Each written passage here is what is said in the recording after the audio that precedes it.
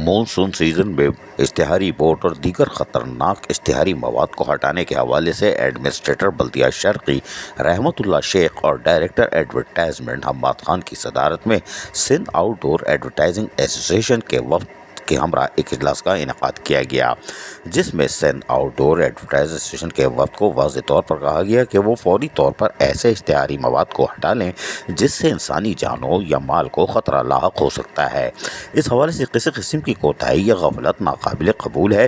बार बार मुतनबे करने के बावजूद बोर्ड हटाने के हवाले से इक़दाम नहीं किए गए।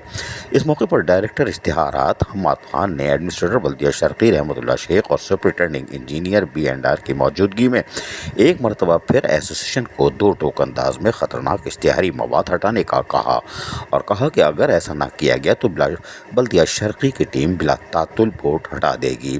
सिंध आउटडोर एसोसिएशन के सदर मशहूद मर्चेंट ने इस मौके पर यकीन दहानी करवाई कि तूफ़ानी बरसात की पेशनगोई के तहत और शहरियों के जानो माल के तहफ़्फ़ुज़ को यकीनी बनाने के लिए बल्दिया शर्की के साथ ताउन किया जाएगा और ऐसे तमाम इश्तिहारी मवाद को फौरी हटा दिया जाएगा जो कि शहरियों की जानो माल के नुकसान के मौजब बन सकते हैं।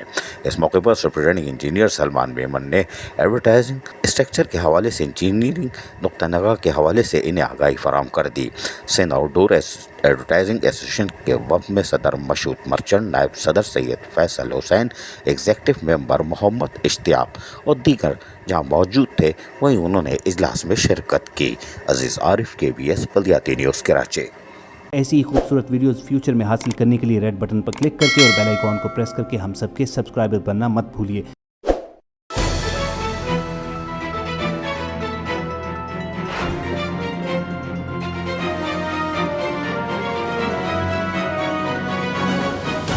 KBS बल्दियाती न्यूज़।